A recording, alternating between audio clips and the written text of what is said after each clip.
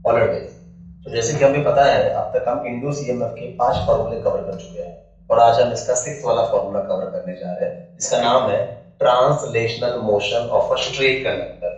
अब straight conductor मतलब something like this. Translational motion मतलब ये स्ट्रेट लाइन में मूव करेगा, ऐसे मूव कर सकता है, ऐसे नीचे मूव कर सकता है, स्ट्रेट लाइन में मूव करेगा, of course with constant velocity, acceleration नहीं करना है। और फिर स्ट्रेट रॉड में ईएमएफ इंड्यूस होने वाला है अगर ये किसी यूनिफॉर्म मैग्नेटिक फील्ड को कट करता है तो। अब ये जरा डिटेल में देखते हैं। ध्यान से देखिए, हमने ऑलरेडी यहाँ पे मैग्नेटिक फील्ड लिया हुआ है। कहाँ पे जा रहा है फील्ड? बोर्ड के अंदर जा रहा है। यूनिफॉर्म मैग्नेटिक फील्ड है, फील्ड का नाम भी लिख देते हैं। फील्ड का नाम है वेक्टर बी। ये सब लिखा के दूंगा, फिर ध्यान से देखिए। अब हम वेक्टर के पास गए और वेक्टर के पास जाके हमने ऐसा फ्रेम बनवा लिया है। ये फ्रेम है, ठीक है। नामकरण नहीं करना है, यहाँ पे ए लिखा है, यहाँ पे डी लिखा है। अब इस फ्रेम पे हमने क्या किया है, एक रॉड फिट कराया है। रॉड, ध्यान से देखिए, इस फ्रेम पे हमने एक रॉड फिट कराया है।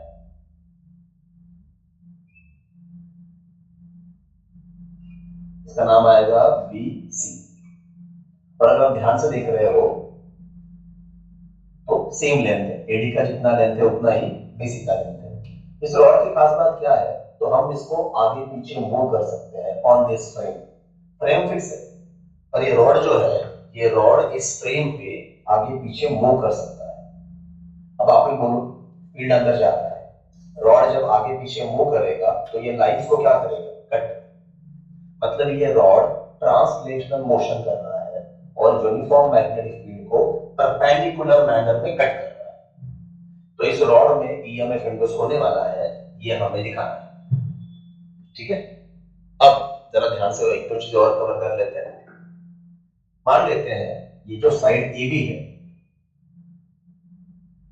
तो उसका सामने वाला क्या है, सी डी। इनका लेंथ लेते हैं x, मतलब ये वाला लेंथ की बात कर रहा हूं, ये वाला लेंथ कितना है, x। उसी तरह से ये जो साइड एडी है और साइड बीसी है, इसका लेंथ लेते हैं स्मॉल l। हमारा कंसर्न सारा बीसी से ही है। अब मूव तो करेंगे पर कहां मूव करें, अंदर मूव करें, बाहर मूव करें, that can be our choice, ठीक है। चलिए मान लेते हैं हम इस रॉड को बाहर की तरफ मूव कर रहे हैं, लाइक दिस। ऑफ कोर्स जैसे मैंने कहा with constant velocity v। Now अब इसमें ईएमएफ इंड्यूस होता है, ये हमें बताना है। कैसे करेंगे देखो, यहां पे आपको एक कॉइल का फील आ रहा है, रेक्टेंगुलर कॉइल का, ए बी सी डी, जिसका एरिया अगर कैलकुलेट करना है तो कितना आएगा, x इंटू एल। ये x है, ये कितना है, l। लेकिन ये एरिया जो है ये कम ज्यादा होता रहेगा। कैसे, ये रॉड जब और अंदर आएगा तो एरिया कम होगा, ये रॉड जब बाहर मूव होगा एरिया, अच्छा एरिया कम ज्यादा होगा तो उस एरिया में से पास होने वाले लाइंस भी, मतलब ये फ्लक्स कम ज्यादा होगा। फील्ड मतलब फ्लक्स ना।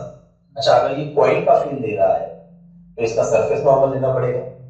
फील्ड कहां जा रहा है और इसका सरफेस नॉर्मल भी कहां जा सकता है, अंदर। मतलब वेक्टर ए पैरेलल वेक्टर, तो थीटा का सीन नहीं है, थीटा कितना है, 0, cos 0 1, तो cos थीटा तो हट गया है। और क्योंकि ये एरिया कम ज्यादा हो रहा है इस रॉड के मूवमेंट की वजह से, तो सीधी सी बात है, हाँ ईएमएफ इंड्यूस होगा क्योंकि फ्लक्स चेंज हो रहा है, समझा। तो यहाँ पे 2-3 लाइन उसके बारे में लिखा के दे दूंगा अभी जो मैंने कहा। अब हमारे पास क्या करना है, इंड्यूस ईएमएफ कैलकुलेट करना है। अब इस बात के लिए तो हम कन्विंस है कि फ्लक्स चेंज हो रहा है और फ्लक्स चेंज हो रहा है तो ईएमएफ इंड्यूस होगा। तो चलिए पहले उसके लिए फ्लक्स का फॉर्मूला फाइंड आउट करते हैं। क्या लिखेंगे, मैग्नेटिक फ्लक्स पासिंग थ्रू इधर से ए बी सी डी, बोलो माया। क्या आता है फ्लक्स का फॉर्मूला, एन बी ए कॉस थीटा। एन मतलब नंबर ऑफ टर्न्स, यहाँ पे ऐसा कुछ है नहीं, बी तो है, ए मतलब किसका एरिया, जैसे मैंने कहा इस कॉइल का एरिया, और अभी क्या लिखना है, कॉस थीटा। बट फिर क्या लिखेंगे, as vector B parallel vector A, theta is equal to 0 degree. सबको पता है अब थीटा 0 डिग्री है तो जैसे हमने पहले भी कहा cos 0 कितना आता है, 1, हट गया वो टर्म। अच्छा वो टर्म हट गया तो फिर फ्लक्स का फॉर्मूला क्या आया, B into A, B into, और एरिया कितना लेना है, x into L. So finally this is it, इस कॉइल में पास होने वाला फ्लक्स है B L X, equation number 1। इतना फ्लक्स है, और ये फ्लक्स अभी चेंज होगा ना क्योंकि रॉड मूव कर रहा है, तो इसी को क्या करना है, बस D phi by D T. तो यहाँ पे और एक दो लाइन लिखेंगे, क्या लिखेंगे, due to the translational motion of rod x keeps on changing, guys ये l नहीं बदलेगा, x कम ज्यादा होगा, वापस बोलो, due to the translational motion of a rod with constant velocity v, x keeps on changing, therefore area of a coil keeps on, the area of the frame keeps on changing, therefore flux changes and therefore EMF is induced। ठीक है, तो अगर induced EMF निकालना है तो induce EMF ई, क्या formula है उसका, mod of D phi by D T. फिलहाल मैं मॉड डाल दे रहा हूं, मॉड न्यूमेरिकल में ज्यादा सूट करता है, लेंस लॉ की जरूरत नहीं है, इसलिए माइनस भी दिया हुआ नहीं है। अब क्या करूंगा, D by D T, flux की जगह पे क्या लिखेंगे, बी एल एक्स। अब बताओ बी चेंज हो रहा है क्या, नहीं, एल चेंज हो रहा है क्या, नहीं, सिर्फ क्या चेंज हो रहा है, of course with respect to time, rod को मूव करने के लिए टाइम लग रहा है ना, तो x को चेंज होने के लिए टाइम लगेगा ना, तो सिंपल सी बात है फिर, therefore E is equal to, b को बाहर निकाला, l को भी बाहर निकाला, अंदर क्या बचा, ये d बाय dt किसके साथ लगेगा, x के साथ, ये आ गया dx बाय dt। अच्छा आप मुझे सोच के बताओ ये dx बाय dt क्या आएगा, चलो मैं आपको थोड़ा सा और हिंट देता हूँ, मान लो ये रॉड अगर जब बाहर शिफ्ट हुआ तो ये dx उसका क्या आएगा, डिस्प्लेसमेंट, है ना। अगर ये रॉड थोड़ा बाहर शिफ्ट हुआ, मान लीजिए ये, वैसे डायग्राम में नहीं दिखा रहा है पर बता रहा हूँ, तो ये उसका क्या है, छोटा सा डिस्प्लेसमेंट, और dt क्या है, छोटा सा टाइम।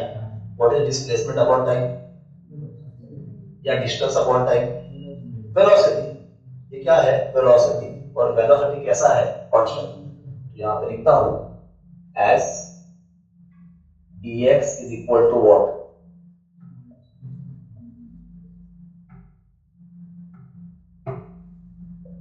स्मॉल डिस्प्लेसमेंट किसका, ऑफ रॉड BC, कब, in time dt। Now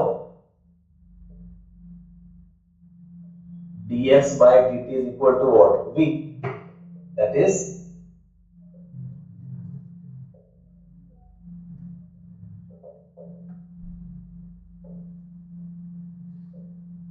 constant velocity किसका, रॉड BC का। और गाइस इस तरह से ये बन गया आपका फॉर्मूला। बस क्या करना है अभी, dx by dt की जगह पे क्या लिखना है, v। तो फाइनली इंड्यूस ईएमएफ का फॉर्मूला क्या आ गया बोलो, BLV, this is the induce EMF. B for magnetic field, L इस रॉड का लेंथ, V इस रॉड का वेलोसिटी। ईएमएफ भी किसमें इंड्यूस हुआ है, रॉड में। ईएमएफ किसमें इंड्यूस हुआ है, रॉड में।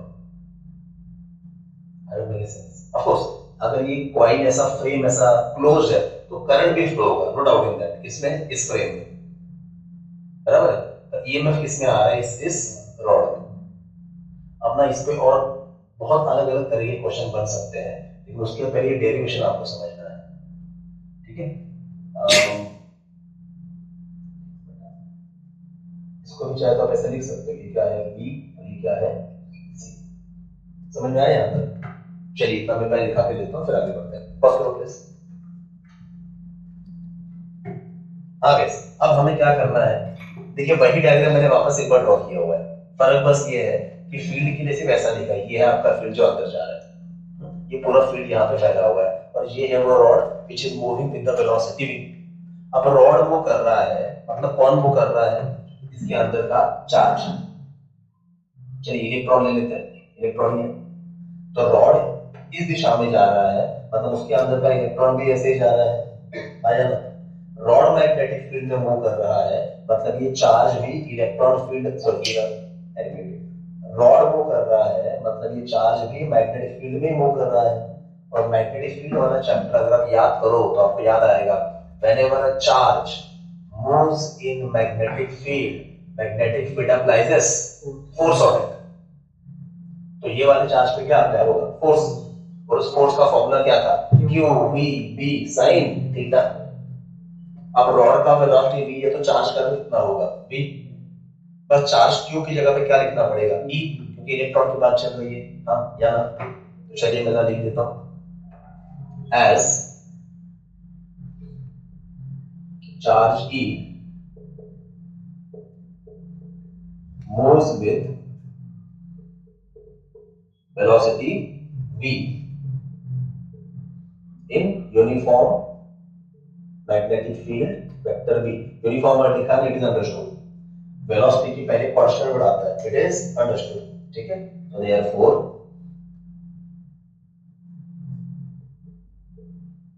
मैग्नेटिक फोर्स ऑन चार्ज, कौन अप्लाई करेगा फोर्स? फील्ड। आया ना? फॉर्मूला कैसे लिखूंगा? क्या फॉर्मूला है? F is equal to what? Q V B sin theta. अब यहाँ पे Q की जगह पे E तो मुझे लिखना ही है, नो डाउट इन दैट। और पहले थीटा में तो चेक करना पड़ेगा, थीटा किसके और किसके बीच का एंगल होता है? वेलोसिटी और मैग्नेटिक फील्ड। चेक कर लीजिए, वेलोसिटी का डायरेक्शन ये है और मैग्नेटिक फील्ड आपका अंदर जा रहा है, तो सीधी सी बात है वेक्टर v और वेक्टर v आपस में कैसे है? परपेंडिकुलर। तो थीटा इज 90, sin 90 इज 1, हट गया वो। तो यहां पे लिखते हैं as charge is electron, therefore q की जगह पे क्या लिखना है? e। ये पहली बात। Also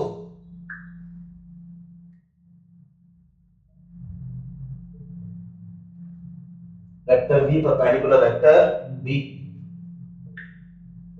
so theta is equal to 90 degree, so sin 90 degree is equal to 1। और इस तरह से गाइस देयरफॉर फोर्स का फॉर्मूला क्या आएगा? q की जगह पे मैंने लिखा e, v तो वैसे ही लिखा इनटू b। इक्वेशन नंबर 2, ये रहा फोर्स। ठीक है, पर फोर्स एक वेक्टर क्वांटिटी है। अगर इस चार्ज पे फील्ड फोर्स लग भी रहा है तो फोर्स का डायरेक्शन भी हमें चाहिए। अगर याद करो वही चैप्टर मैग्नेटिक फील्ड, चार्ज पे जो फोर्स लगता है उसका डायरेक्शन फाइंड आउट करने के लिए हम लोग क्या यूज करते हैं? Left hand rule. और mind it, left hand rule कब लगाना है? जब चार्ज पॉजिटिव होगा। चार्ज कैसा है? तो वही सब करना है बट विद राइट हैंड। अब याद करो, थंब क्या दिखाता है? Force. First finger magnetic field, middle finger velocity. Check हो रही है, फील्ड कहां जा रहा है? अंदर। वेलोसिटी उधर जा रही है, तो ये देखो टर्न किया मैंने, यहाँ किया बेटा बराबर। फील्ड अंदर, वेलोसिटी उधर, फोर्स कहां लग रहा है? नीचे। मतलब इलेक्ट्रॉन के ऊपर फोर्स अप्लाई करके इलेक्ट्रॉन को नीचे लेके जाएंगे, तो सारे इलेक्ट्रॉन कहां पे जमा होंगे? बी पे। मतलब बी क्या हो जाएगा? माइनस। और सारे इलेक्ट्रॉन बी पे जमा होंगे मतलब सी पे क्या आएगी? इलेक्ट्रॉन की कमी, जिसको हम लोग क्या मानते हैं? प्लस। तो सी क्या बन जाएगा? प्लस। सी क्या बन जाएगा? प्लस। तो गाइस ये देखिए, सी बन गया प्लस, बी बन गया माइनस। तो अब दो बातों के जवाब मिल गए। पहला, इस रॉड में जिसका लेंथ कितना है? एल, कितना ईएमएफ इंड्यूस हुआ? B L B. और जैसे मैंने उस दिन भी कहा था कि आपको पूछा जाता है कि रॉड का कौन सा end is at higher potential. Higher potential मतलब प्लस। तो यहां पे आप बोल सकते हो कि point C is at higher potential. अभी क्लियर? यहां पे लिख देता हूं, ये रहा force and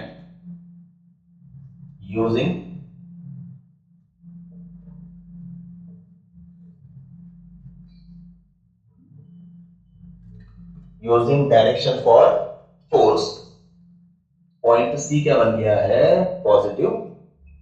and point B क्या बन गया है? नेगेटिव। समझा? पॉजिटिव मतलब ही हायर पोटेंशियल, नेगेटिव मतलब ही लोअर पोटेंशियल। तो ये और एक बात कवर हो गई, ये समझ में आया ना? तो गाइस एक नोट करके चीज लिख के देता हूं, जरा ध्यान से देखो। ये डेरिवेशन का हिस्सा नहीं है लेकिन आपके अंडरस्टैंडिंग के लिए। वो जो पूरा फ्रेम था ना एबीसीडी, देखो मैं उसको ड्रॉ करके दिखा रहा हूं। ये है वो आपका frame, A B C D. Of course इसके अंदर से क्या पास हो रहा है, मैग्नेटिक फील्ड। पर अब इसमें से जो रॉड बीसी है इसमें क्या इंड्यूस हो चुका है, ईएमएफ, मतलब ही पोटेंशियल। और बैटरी भी क्या देती है, पोटेंशियल। सो गाइस एक बात याद रखना, अब ये rod BC will behave as battery, will behave as battery, जिसका ईएमएफ कितना है, बी एल बी, मतलब उसका पोटेंशियल कितना है, बी एल बी। कुछ याद आया? और एक चीज, अगर ये रॉड आपका सीवी है तो जैसे मैंने अभी आपको कन्विंस किया कि पॉइंट सी पे क्या है, प्लस, और बी पे क्या है, तो बैटरी के सिंबल में भी एक प्लस होता है, माइनस। वो प्लस आप कहां पे लेंगे, सी पे, और माइनस आप कहां पे लेंगे, बी पे। ये रहा आपके बैटरी का सिंबल, सी प्लस पे आता है। और बाकी बचा हुआ पार्ट ड्रॉ कर लो, ये आपका बचा हुआ पार्ट है, ए और डी। अब इसमें से करंट फ्लो होगा, होगा ना? करंट का डायरेक्शन क्या होगा, क्लॉकवाइज, एंटी क्लॉकवाइज। नहीं इधर देखिए बताओ, अरे बड़ा सिंपल है, करंट हमेशा कहां से कहां दिखाना है, पॉजिटिव से नेगेटिव, मतलब ये ऐसे जाएगा एंटी क्लॉकवाइज। अब अगर आपको इस पूरे फ्रेम का रेजिस्टेंस दिया जाए तो आप करंट बड़े आराम से निकाल सकते हो, क्योंकि आपके पास पोटेंशियल तो है। और अगर रेजिस्टेंस पे दिया जाए तो current is equal to potential upon resistance, फटाक से करंट निकल के आ जाएगा। तो ये याद रखना है फॉर एमसीक्यू कि ये जो रॉड में ईएमएफ इंड्यूस हुआ है, और अगर वो रॉड किसी फ्रेम में है, रॉड अकेला था क्या, नहीं, रॉड उस फ्रेम पे अटैच था, और वो फ्रेम क्या बना रहा है, क्लोज सर्किट। इसीलिए यहाँ पे भी इस तरह का डायग्राम बना पा रहे हैं हम लोग, इसीलिए करंट की बात चल रही है। अगर रॉड सिर्फ अकेला होता तो हम सिर्फ किसकी बात करते हैं, ईएमएफ, करंट की बात। हाँ, लेकिन उसमें फिर ये सवाल आता कि रॉड का कौन सा वाला एंड हायर पोटेंशियल पे, बी या सी, तो उसके लिए आपको ये सब करना पड़ेगा। आगे क्लियर? अच्छा, और एक चीज, फाइनल चीज, आप जब रॉड को बाहर खींच रहे हो फ्रेम पे, इस तरह से हम खींच रहे हैं, तो मतलब हम लोग क्या परफॉर्म कर रहे हैं, वर्क डन, आया ना? और वर्क डन का फॉर्मूला क्या होता है, फोर्स इनटू डिस्प्लेसमेंट। डिस्प्लेसमेंट मान लेते हैं कितना है, एक्स, ऐसे खींचा ना, एक्स भी ले सकते हैं, डीएक्स भी ले सकते हो, आपका मर्जी है। तो मान लेते हैं let X is equal to displacement of rod, therefore work done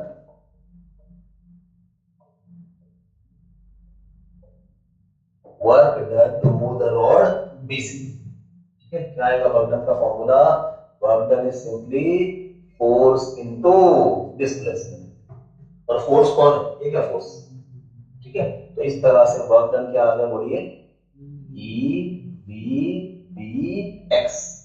ये मतलब गाइस, अब एक मिनट जरा फर्क समझो। ये वाला ई मतलब इलेक्ट्रॉन की बात है, ये अलग अलग चीजें चल रही है। और ये वाला ई मतलब इंड्यूस ईएमएफ, ये वाला ई मतलब इंड्यूस ईएमएफ, और ये वाला ई मतलब चार्ज। वो फॉर्मूला क्यू में भी साइन थीटा से आया है। अगर आपको लग रहा है कि इससे हमारा कंफ्यूजन होगा तो एक काम कर सकते हैं, क्यू को क्यू में रखते हैं, क्यू को क्यू में रखते हैं। अगर आपको लग रहा है कि दो दो बार ई आ रहा है और फिर आगे जाके हम कंफ्यूज होंगे, तो चलो मैं इधर ही खत्म कर देता हूँ, ये लाइन हटा देता हूँ, और ई की जगह पे क्या रहने देते हैं, क्यू। वैसे भी क्या ही फर्क पड़ता है, ठीक है। तो इधर में क्या लिखूंगा मैं, क्यू। अब बाद में चेंजेस करूँ, अब कोई कंफ्यूजन का सवाल नहीं पैदा होता। Are you clear? ये किसका फॉर्मूला आ गया, वर्कडन का। अब जरा इलेक्ट्रोस्टैटिक्स में जाते हैं। इलेक्ट्रोस्टैटिक्स में इलेक्ट्रिक पोटेंशियल करके कंसेप्ट है। अब पोटेंशियल मतलब यही ईएमएफ, उसका बेसिक फॉर्मूला है work upon test charge, work upon, हाँ हाँ फॉर्मूला था। टेस्ट चार्ज मतलब वो वाला चार्ज जिसपे फोर्स अप्लाई हो रहा है, यहाँ पे किस पे हो रहा है, इलेक्ट्रॉन पे, मतलब ये किस पे, क्यू पे। तो finally therefore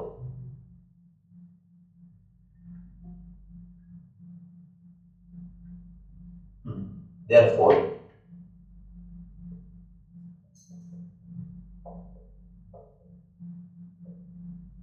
electric potential V is equal to what, work done upon charge, work done upon charge. तो यहाँ पे भी आप work done upon charge place कर सकते हैं। तो ये आएगा v is equal to Q V B X upon Q, ये आ गया फाइनल। लेकिन यहाँ पे 2 बार v आ गया, ये वाला v मतलब पोटेंशियल, ये वाला v मतलब भी पोटेंशियल, और ये वाला v मतलब क्या है, वेलोसिटी। तो एक काम करते हैं, यहाँ पे v की जगह पे क्या लिखेंगे, e, that is work done by charge. तो इधर मैं सिंपली क्या लिख सकता हूँ, e, क्यू क्यू हो गया कैंसिल, ये आ गया v b x, क्या आ गया v b x। पर एक जगह पे हमने गलती कर दी,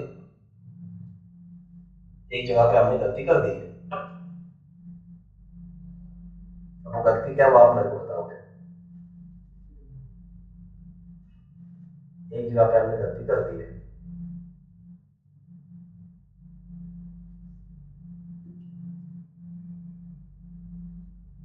चलो मैं बताता हूँ।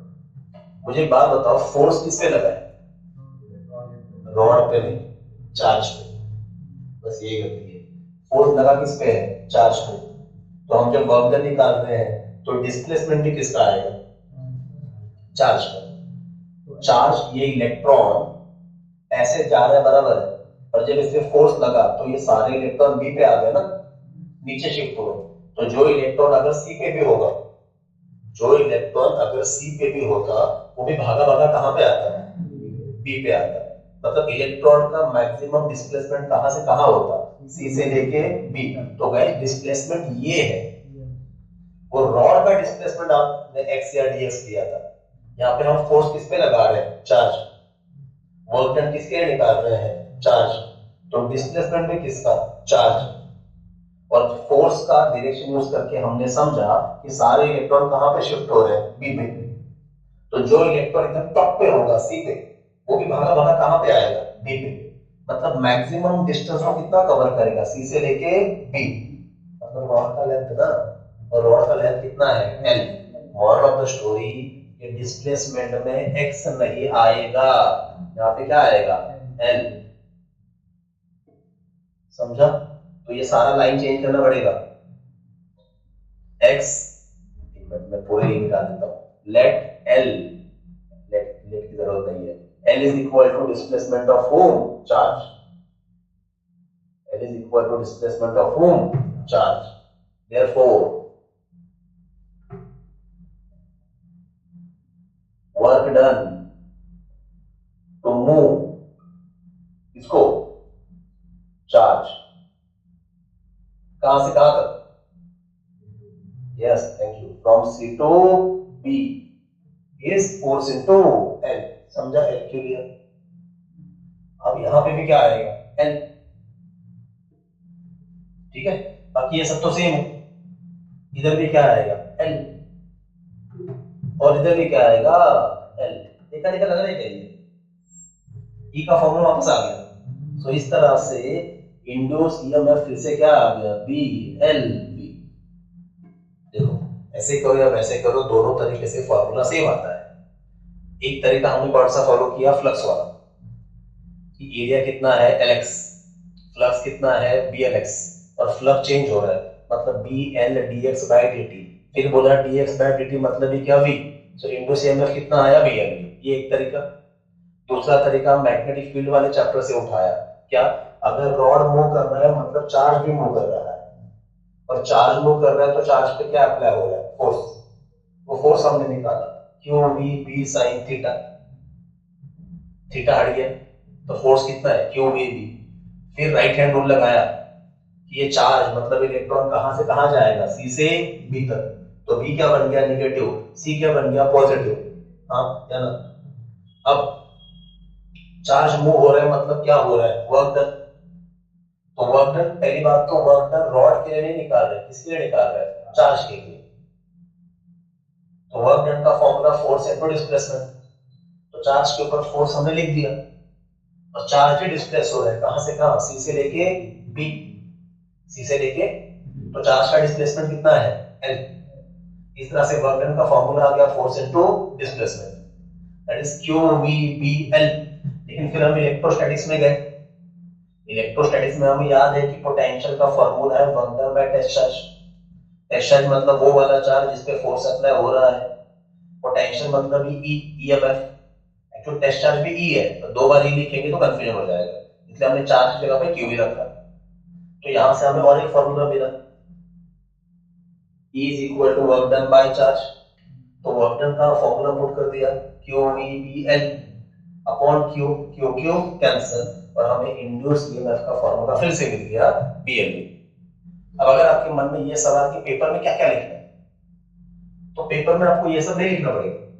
अगर डेरिवेशन आया तो जो फ्लक्स वाला अप्रोच था वही फॉलो करो, और उससे जहां तक लिखा था ना E is equal to BLV, वहां तक आके रुक जाओ, सॉर्टेड। ये तो वैसे भी एक्स्ट्रा है ना, ये एक्स्ट्रा है। I hope making sense. ठीक है, और एक चीज, एक तरफ प्लस एक तरफ माइनस, मतलब रॉड के अंदर क्या बन जाएगा, इलेक्ट्रिक फील्ड। इलेक्ट्रिक फील्ड हमेशा कहां से कहां दिखाते हैं,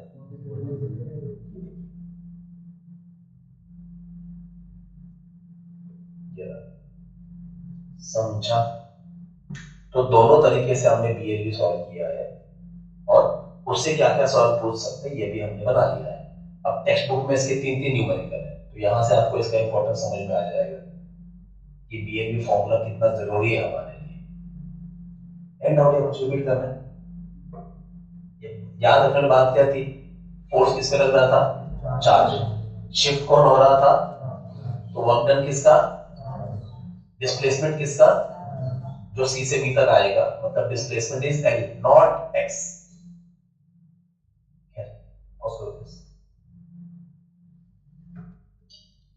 तो गाइस इसके तीन न्यूमेरिकल है, लेकिन उसके पहले एक एमसीक्यू भी है। पेज नंबर 286, क्वेश्चन नंबर 1, सब क्वेश्चन नंबर 2 एमसीक्यू है। मैं फटाफट रीड करके बता रहा हूं, एकदम इजी है, बस वर्डिंग पे ध्यान दो। वो कह रहे हैं a conductor rod of length L, एक कंडक्टर है जिसका लेंथ कितना है L, obviously straight conductor, is moving with velocity v, ये रॉड मूव कर रहा है with the velocity v in a direction normal to the uniform magnetic field. अब ये बहुत जरूरी है गाइस, रॉड तो चाहिए स्ट्रेट, उसके पास वेलोसिटी भी चाहिए, पर वो रॉड मैग्नेटिक फील्ड में कैसा जाना चाहिए, परपेंडिकुलर। मतलब अगर ये रॉड ऐसे जा रहा है तो फील्ड अंदर या बाहर होना चाहिए, ताकि ये फील्ड को कैसे कट करे, परपेंडिकुलर मैनर में। ये कंपल्सन सिचुएशन है। What will be the magnitude of induced EMF produced between the ends of a moving conductor? उस रॉड के एंड में, दोनों एंड में मिलके कितना EMF इंड्यूस होगा। पहला है BLV, दूसरा है BLV स्क्वायर, तीसरा है हाफ BLV, चौथा है 2BL/V। अभी तो किया BLV, इसका सही जवाब है BLV। ठीक है, तो इसमें क्या ही लिखना, क्या ही सॉल्व करना, जान दो। पर न्यूमेरिकल पे आते हैं। कौन सा न्यूमेरिकल, ये बड़ा जरूरी न्यूमेरिकल है, वही पेज नंबर क्वेश्चन नंबर 4, ये जरा ध्यान से सुनो। अ हॉरिजॉन्टल वायर, वायर मतलब straight conductor, a horizontal wire 20 meter long extending from east to west, मतलब अगर ये ईस्ट है, सॉरी अगर ये नॉर्थ है, ये साउथ है, ये ईस्ट है, ये वेस्ट है, तो आपका वायर ऐसा है ईस्ट वेस्ट। लेंथ कितना है 20 meter, is falling with velocity 10 meter per second, ये नीचे गिर रहा है with the velocity 10 meter per second normal to the earth's magnetic field of 0.5 into 10 raised to minus 4 Tesla. और ये जब नीचे गिर रहा है कैसे गिर रहा है, परपेंडिकुलर, किसको, अर्थ के हॉरिजॉन्टल मैग्नेटिक फील्ड को, किसको, अरे गाइस ये वायर ऐसा गिर रहा है ना, और अर्थ का मैग्नेटिक फील्ड ऐसा है, तो सीधी सी बात है ये वायर अर्थ के मैग्नेटिक फील्ड को कैसे कट कर रहा है नॉर्मली। तो सवाल है what is the EMF induced in the wire. अब हमारे पास टोटल 6 फार्मूले हो चुके हैं, ये बीएलवी और 6 फार्मूला, अब इंड्यूस्ड ईएमएफ ही पूछा है, तो आपको सोचना पड़ेगा कि कौन सा फार्मूला आएगा। अब जैसे ही लिखा है कि स्ट्रेट कंडक्टर है, मैग्नेटिक फील्ड में नॉर्मली गिर रहा है, मतलब इंड्यूस्ड ईएमएफ का एक ही फार्मूला है, दैट इज व्हाट, BLV। इस तरह से आपको फॉर्मूला डिसाइड करना पड़ेगा पहले। I hope making sense. यहाँ पे एरिया चेंज हो रहा है, फील्ड चेंज हो रहा है, कॉइल का शेप और साइज चेंज हो रहा है, कॉइल गोल घूम रहा है, ऐसा कुछ भी नहीं दिया है। यहाँ पे क्या जिक्र किया, स्ट्रेट रॉड है, वायर हो, रॉड हो, वो गिर रहा है विद द कांस्टेंट वेलोसिटी, और वो खुद ही कह रहे हैं कि वो अर्थ के मैग्नेटिक फील्ड को परपेंडिकुलर मतलब नॉर्मली कट कर रहा है। तो एक ही फॉर्मूला बनता है, बी एल वी, आया ना? चलिए डेटा लिखते हैं फटाफट। बाकी हमसे ये नहीं पूछा है कि अगर वायर ईस्ट वेस्ट है तो वायर का पॉजिटिव एंड किधर आएगा, ईस्ट में कि वेस्ट में, वो सब पूछा ही नहीं है, तो कर देते। वायर का लेंथ कितना है, 20 मीटर। वायर का वेलोसिटी कितना है, 10 मीटर पर सेकंड, और अर्थ का मैग्नेटिक फील्ड दिया है इतना, 0.5 इंटू 10 रेज टू -4 टेस्ला। और आपको पूछा क्या है, इंड्यूस ईएमएफ। सब कुछ तो दिया हुआ है, ठीक है। पर एक काम करते हैं, चेक द यूनिट, ऐसा है ऐसा है ऐसा है, पर यहाँ पे जरा इसको सिंप्लीफाई करते हैं, 5 into 10 raise to -5 tesla. Let's go for solution. क्या लिखेंगे, induced EMF in wire, that is E is equal to what, PLV। हाँ या ना, बोलो B कितना है, L कितना है, B कितना है, 10, हेल्प मी आउट, कितना आएगा, 200। 200 मतलब 2 इंटू 10 रेज टू 2। अब ये B कितना है, 5 into 10 raise to 5, 5 into 2 10, -5 plus 2 10 raise to -3। कितना है भाई, 10 रेज टू -2 यूनिट वोल्ट। हो गया आपका आंसर। अच्छा, 10 रेज टू -2 मतलब कितना, 1/100, और 1/100 मतलब ही कितना, 0.01।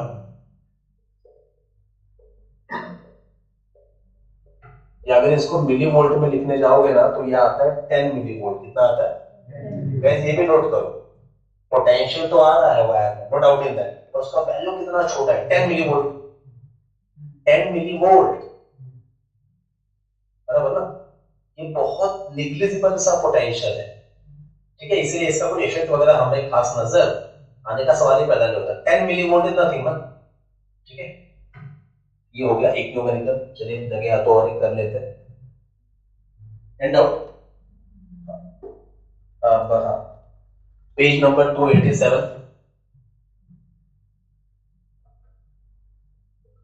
उसमें question number 9, an aircraft with wing span 50 meter. हमने जैसे वो कल उस दिन कहा था, एयरक्राफ्ट के दो विंग्स है, उनके बीच का straight distance corner to corner is wing span, और ये it is like what, straight broad. तो विंग स्पैन मतलब ही एल, विंग स्पैन मतलब ही L. An aircraft with wing span of 50 metre flies horizontally in Earth's magnetic field of 6 into 10 raised to 5 Tesla at the speed of 400 meter per second. Calculate the EMF generated between the tips of wings of aircraft. अब मैं जरा ये भी ध्यान से देख लो, अब मैं डायग्राम ड्रॉ कर रहा हूँ जैसा भी आता है मेरे को।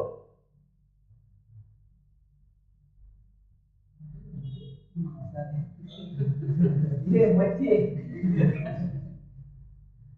ऐसे ये कर रहे हो, इसके पीछे ड्रैगन है, बस शांत रहो। आप घर पे जाके अच्छे से बनाना, मैं तो समझा रहा हूँ। तो ये जो प्लेन है जैसा भी है, सीधी सी बात, ये हॉरिजॉन्टली फ्लाई करेगा विद द वेलोसिटी v, और ये रहा उसका wing span, this is l। So it's like एक स्ट्रेट रॉड ही मूव कर रहा है विद द वेलोसिटी v। अब ये अर्थ के कौन से मैग्नेटिक फील्ड को कट करेगा, अर्थ का मैग्नेटिक फील्ड के दो कंपोनेंट होते हैं, हॉरिजॉन्टल एंड वर्टिकल। प्लेन अगर हॉरिजॉन्टली जा रहा है तो सीधी सी बात है, वो अर्थ का जो वर्टिकल मैग्नेटिक कंपोनेंट है उसे क्या कर रहा है, कट। क्या कर रहा है, कट। और ये भी ध्यान से देख लीजिए, ऐसा जा रहा है ना ये, तो अर्थ का जो वर्टिकल मैग्नेटिक फील्ड है उसको क्या कर रहा है, कट। कैसे, परपेंडिकुलर मैनर में। तो हाँ, इस प्लेन के विंग स्पैन में क्या इंड्यूस होगा, EMF, as simple as that. Formula is same, B L B. Data लिखते हैं, सबसे पहले बी या बीवी। शुभम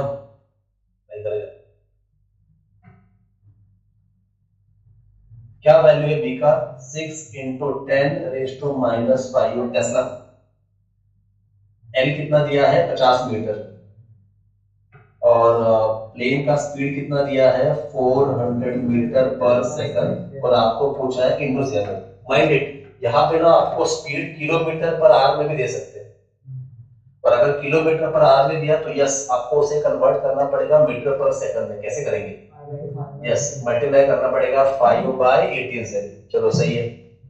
तो अब यहाँ पे लिखते हैं therefore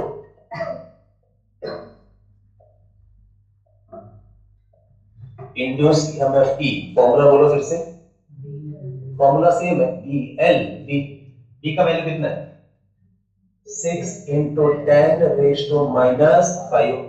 एल कितना है? 50। 50 मतलब ही 5 इंटू 10⁻⁴ इंटू बी कितना है? 400। 400 मतलब ही 4 इंटू 10⁻²। हमेशा की तरह पहले पावर को सॉल्व करते हैं, जिनके इनको -5 + 1 -4 + 2 10⁻²। अब बचे number 5 4 20 into 6 120।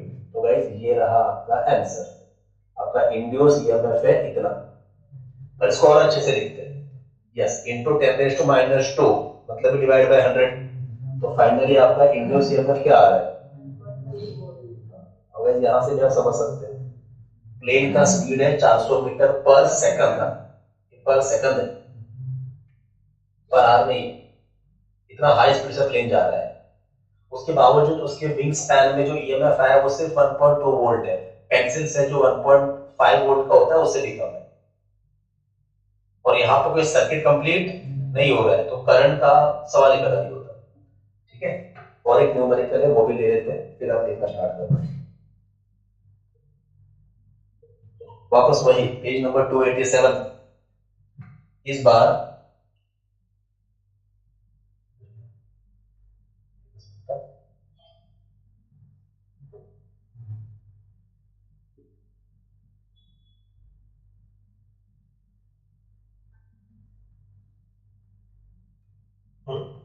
Numerical number 11।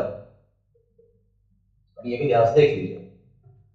Calculate the value of induced EMF between the ends of axle of a railway carriage 1.75 meter long. मतलब मालगाड़ी का डब्बा है और उसका एक्सेल, एक्सेल मैंने उस दिन समझाया था, अगर ये दो व्हील है तो इनके बीच का रॉड। अब सीधी सी बात है, ट्रेन भी हॉरिजॉन्टल सरफेस पे चल रही है ऐसे, तो ये जो एक्सेल है ये लाइक रॉड ऐसे मूव कर रहा है, तो ये भी किसको कट करेगा? अर्थ के वर्टिकल मैग्नेटिक फील्ड को इन perpendicular manner.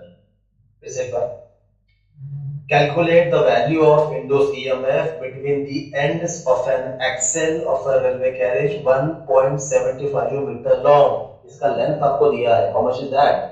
1.75 meter. By the way 1.75 मतलब ये 7/4, मतलब ये 7/4 बराबर ना? करके देखो 7/4 वही आता है। तो मैं वैसे ही लिखता हूँ, थोड़ा कैलकुलेशन आसान हो जाएगा। Long travelling on a level ground, मतलब जमीन पे ही चल रहा है, with uniform velocity 50 kilometre per hour. मालगाड़ी है ये, देखो यहाँ पे आपको स्पीड दिया है बट किलोमीटर पर आवर में दिया है, तो v कितना दिया है आपको? 50 kilometre per hour. Of course इसे कन्वर्ट करना पड़ेगा। आगे द वर्टिकल कंपोनेंट, अब यहाँ पे जिक्र भी किया है, the vertical component of earth's magnetic field is given by 5 into 10⁻⁵ tesla. किसको कट कर रहा है? अर्थ के मैग्नेटिक फील्ड को। और कौन से कंपोनेंट को? वर्टिकल कंपोनेंट को। तो यहाँ पे बुक में लिखा है, ऐसे लिखा है B suffix B, B for vertical, 5 into 10⁻⁵ tesla. और सवाल फिर से वही है कि वो जो एक्सेल है, वो जो रॉड है, उसमें कितना ईएमएफ इंड्यूस होगा। सेम न्यूमेरिकल, मतलब सेम पैटर्न का न्यूमेरिकल, सेम फॉर्मूला बी और वी। द ओनली फर्क इज इसको सिंप्लीफाई करना पड़ेगा। कैसे करेंगे? सिंप्लीफाई मतलब कन्वर्ट ही करना पड़ेगा। 5/18, तो तो ये आएगा 50 इंटू 5/18, वो कितना आता है 250/18। हाँ क्या ना, और सिंप्लीफाई कर सकते हैं, कैसे करेंगे, 2 से डिवाइड करो, 125/9 मीटर पर सेकंड, डिवाइड मत करो, ऐसे रहने दो। और किससे होगा डिवाइड, नहीं, ठीक है। तो फाइनली देयरफॉर क्या लिखेंगे,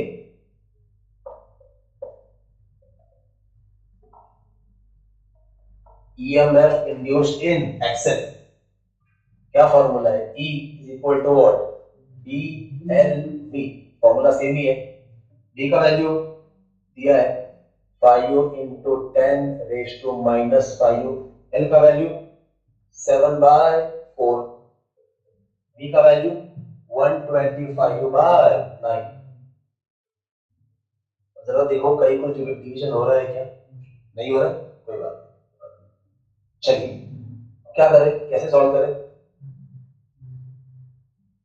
क्या सोच रहे हो, 7 से मल्टीप्लाई करते हैं, 5 से मल्टीप्लाई करते हैं, फिर 36 से डिवाइड कर देंगे, नहीं तो आप बताओ कैसे करें, आपका तरीका क्या है, या इधर ही लॉग लगाएंगे,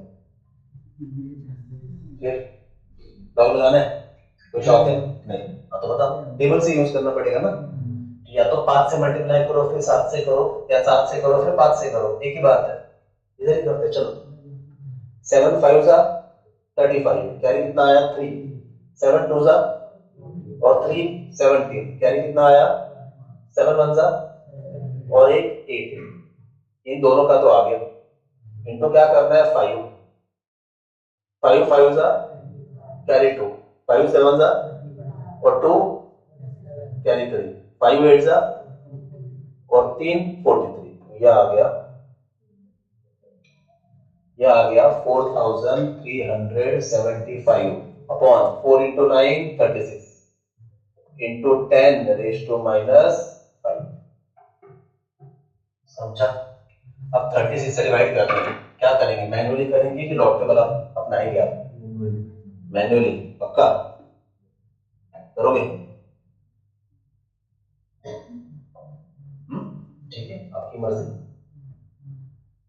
4 3 7 5 36, 36 1 जा, बचा कितना, ऊपर से कितना आया, अब बोलो 36 2 जा 72, बचा कितना, ऊपर से कितना आया 36 1 जा 36, कैसे बनाएगा, बचा कितना 19, आगे आया 0, अब अच्छा मैं कर लेता हूँ 36 सॉरी 36 5 जा 36 5 जा 180, अरे 35 जा 150, 6 5 जा 30, 150 प्लस 30 180, ये आ गया, ठीक है।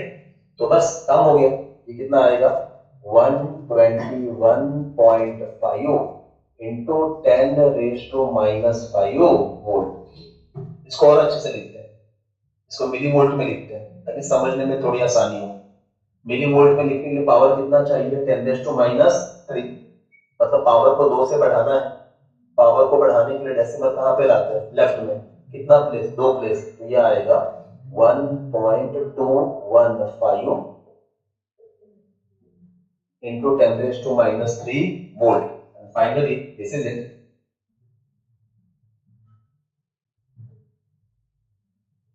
कितना आया इंटू सीएमएफ 1.215, अगर आपको राउंड ऑफ ही करना है तो ये 5 है, उसके पहले और है, तो 5 को हटाना है तो 1 का क्या करना पड़ेगा 2, तो आपका आंसर है 1.22 मिली वोल्ट, बुक ने दिया था 1.215, पहले वाले रखते हैं, ये आ गया आपका आंसर। तो गाइस बुक में ये 3 न्यूमेरिकल है, और ध्यान से देखो तीनों न्यूमेरिकल में, एक में दिया था वायर गिर रहा है, एक में दिया था प्लेन उड़ रहा है, एक में दिया मालगाड़ी चल रहा है, तो वायर में भी ईएमएफ आया, प्लेन के विंग स्पैन में भी ईएमएफ आया, और उस मालगाड़ी के, ट्रेन के, कार के एक्सेल में भी ईएमएफ आता है। फॉर्मूला सेम ही है, बी एल बी। तो यहाँ पे जैसे आपने देखा ईस्ट वेस्ट का जिक्र आ रहा है, तो ये सब आपको पूछते हैं, east west north south, east positive होगा कि वेस्ट पॉजिटिव होगा, इस तरह के सवाल आते हैं। और खैर वो तो हम करेंगे एमसीक्यू में। एंड आउट, एंड आउट,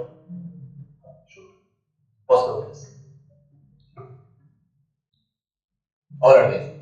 तो अब तक हम इंड्यूस्ड ईएमएफ के 6 फॉर्मूले कर चुके हैं, और अब ये 7वां फॉर्मूला आने जा रहा है। टॉपिक का नाम है मोशनल ईएमएफ इन रोटेटिंग बार। पहली बात तो यहाँ पे भी बार मतलब स्ट्रेट रॉड ही आने वाला है, पर अब तक क्या कर रहे थे, बार स्ट्रेट रॉड स्ट्रेट लाइन में जा रहा था, ट्रांसलेशनल मोशन। अब ऐसा नहीं करेंगे, अब ये रॉड इस मैग्नेटिक फील्ड में ऐसे गोल गोल गोल गोल घूमने वाला है। Check this, magnetic field board के अंदर ही जा रहा है, रॉड मान लीजिए ऐसा रखा है, ये वाला एंड फिक्स है, ये वाला एंड फिक्स है, और ये वाला एंड ऐसे ऐसे मूव होगा। अब सीधी सी बात है, जैसे जैसे मूव होगा वैसे वैसे लाइंस को क्या कर रहा है, कट, लाइंस को कट कर रहा है, मतलब सीधी सी बात है यहाँ पे भी फ्लक्स चेंज ही हो रहा है, और उसकी वजह से इस रॉड में ईएमएफ इंड्यूस होने वाला है, जिसका हमें फॉर्मूला चाहिए। ऐसे सिंपल है दैट। सिचुएशन समझ में आ रहा है? चलिए स्टार्ट करते हैं, ध्यान से देखिए। अब इस डायग्राम के बारे में 2-3 बातें लिख देते हैं। सबसे पहले मैग्नेटिक फील्ड कैसा है, uniform and into the plane. मैं लिखा के देता हूँ, फिलहाल से सिंबल देता हूँ। एल क्या है, L length of a rod, और इसकी गोल गोल घूमने का एंगुलर वेलोसिटी कितना है, ओमेगा। यहाँ पे ओमेगा ये मेन चीज है।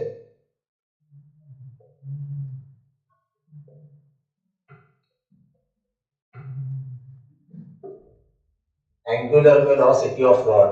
मतलब मुझे एक बात बताइए, ओमेगा का फॉर्मूला क्या लिख सकता हूँ मैं, लीनियर वेलोसिटी के फॉर्म में क्या लिख सकता हूँ, वी बाय आर। अब और एक चीज देखिए, वी मतलब लीनियर वेलोसिटी, आर मतलब रेडियस। अगर ये रॉड का ये वाला एंड फिक्स है और इतना रॉड का लेंथ है, तो जब ये घूमेगा ना ऐसे, ये देखो सर्कल बना रहा है, तो ये लेंथ ही उसका क्या है, रेडियस है। तो यहाँ पे फॉर्मूला आएगा ओमेगा का v by L, where v is what, linear velocity of rod, और ये एल हमने क्या करके लिया है, रेडियस। क्या इतना सबको समझ में आ ही रहा है? अब सवाल है सॉल्व कैसे करेंगे। तो सॉल्व करने के लिए हमें क्या करना पड़ेगा, जो लास्ट डेरिवेशन है उसका इस्तेमाल करना पड़ेगा। प्लान बड़ा सॉर्टेड है। मान लेते हैं इस पूरे रॉड के हम छोटे छोटे टुकड़े कर देते हैं। अब एक टुकड़े का नाम क्या रखेंगे, डीएल।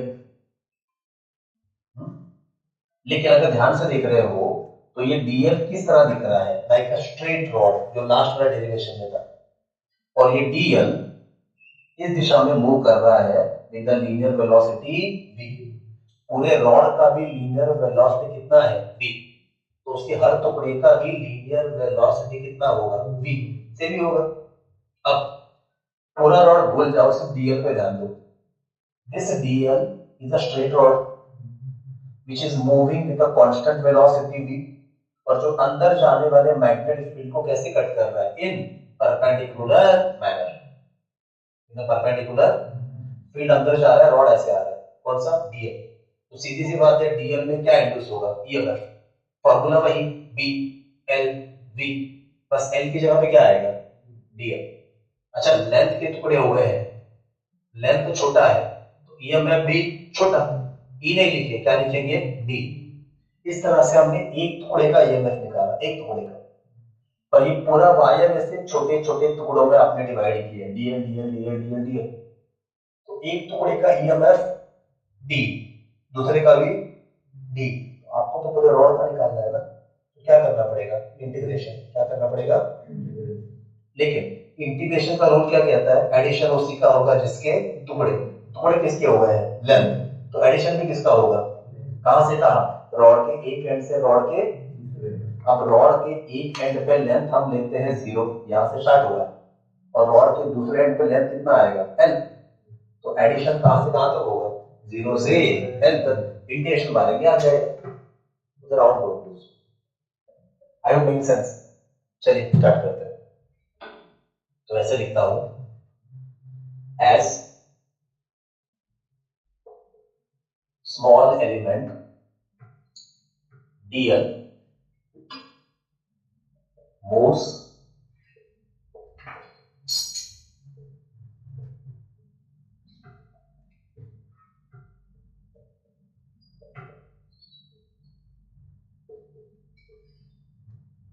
पढ़े क्या लिखा, moves with constant velocity v perpendicular to magnetic field, therefore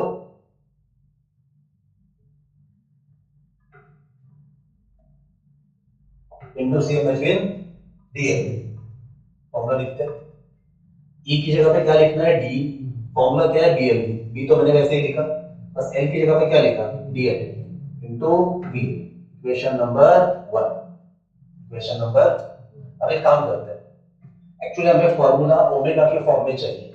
अरे यहाँ पे देखिए omega is equal to V by L, तो V is equal to what omega L, बराबर ना। So as omega is equal to V by L, so V is equal to what omega L. और याद रखना we भी constant है और omega भी कांस्टेंट है, उसको उठा के यहाँ पुट करते हैं। So substituting equation number 2 in equation number 1, और यहां से फिर d का फॉर्मूला आ गया, b तो वैसे ही लिखा, dl भी वैसे ही लिखा, बस b की जगह पे क्या लिख दिया ओमेगा l।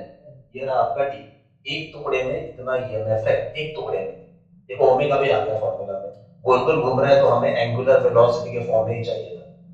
अब एक टुकड़े में इतना ईएमएफ तो हर टुकड़े में इतना ही, अब बस इसका क्या करेंगे इंटीग्रेशन, तो देयरफॉर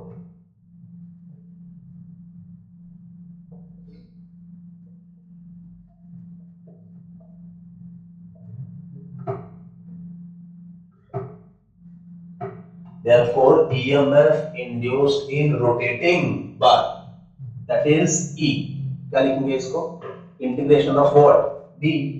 अब LHS को इंटीग्रेट करना मतलब RHS को भी इंटीग्रेट करना, तो ये क्या आएगा integration B omega L dl। बेटा पर जैसे मैंने कहा ये डेफिनेट इंटीग्रेशन है, टुकड़े लेंथ के हुए हैं तो एडिशन भी किसका होगा लेंथ का, कहां से कहां 0 से n। अब बस मैथ कर रहे हैं, b क्या है कांस्टेंट, ओमेगा क्या है कांस्टेंट, बाहर निकालते हैं उनको, b बाहर निकाला ओमेगा बाहर निकाला, अंदर बचा इंटीग्रेशन ऑफ l dl, कहां से कहां तक 0 से n तक। चलो बोलो l का इंटीग्रेशन क्या आएगा l स्क्वायर बाय 2, करेक्ट है। सो देयरफॉर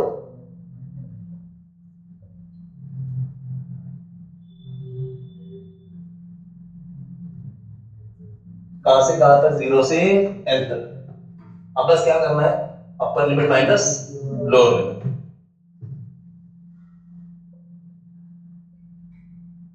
l की जगह पे सॉरी l की जगह पे l पुट करेंगे तो l स्क्वायर बाय 2 माइनस, अब l की जगह पे क्या आएगा 0। और finally guys this is it, induce EMF का फॉर्मूला इज रेडी। बोलो क्या आ रहा है half b omega l square, सबका फॉर्मूला ये रहा।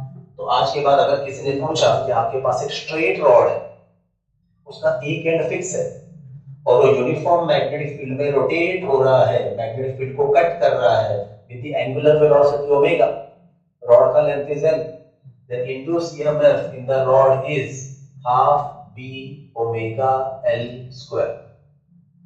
समझो ये खत्म नहीं हो रहा। इस फॉर्मूला को हम दो तरीके से लिख सकते हैं, कैसे चेक दिस।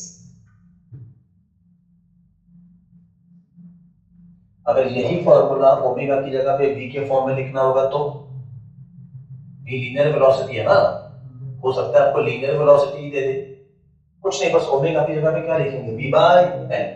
तो अगर वैसा लिखेंगे तो फॉर्मूला क्या आएगा देखो हाफ b ओमेगा की जगह पे v by l into l square, ठीक है।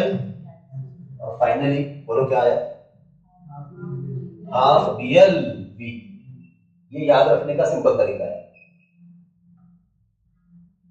Half B L B. याद ऐसे रखना, जब रॉड मैग्नेटिक फील्ड में सीधा जाएगा और मैग्नेटिक फील्ड को परपेंडिकुलर मैनर में कट करेगा, लाइक लास्ट सिचुएशन, तो इंड्यूस्ड ईएमएफ इज बीएलबी। और जब रोटेट होगा, गोल गोल घूमेगा, एक एंड फिक्स है, तो it is half BLB. D की जगह पे ओमेगा एल पुट कर सकते हो, और डेटा में वैसा दिया होगा तो हाँ या ना। और एक चीज, जब भी कोई चीज एक ही काम बार बार करती है तो हम उसे क्या कहते हैं, फ्रीक्वेंसी। तो ये रॉड भी तो रोटेट हो रहा है, एक ही काम बार बार किए जा रहा है, तो इसके पास भी खुद का क्या होगा, फ्रीक्वेंसी। तो यहाँ पे ऐसे लिखें, as omega is equal to what, 2 pi F. What is F, frequency of rotation. में ऊपर लिख दूंगा, तो इंड्यूस ईएमएफ का फॉर्मूला क्या आएगा, बोलो, half B 2 pi F into L square. Now what,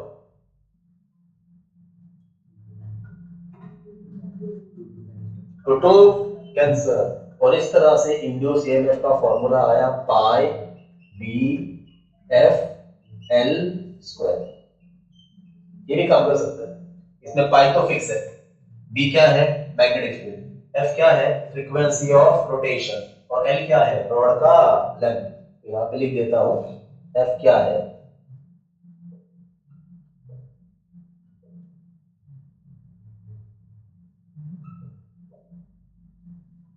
frequency of rotation of बार। अब ये 3 फॉर्मूले हैं, पर रट्टा नहीं मारना है, एक ही याद रखो, हाफ बी एल बी। इससे आप ये बना सकते हो, इससे ये बना सकते हो, समझा।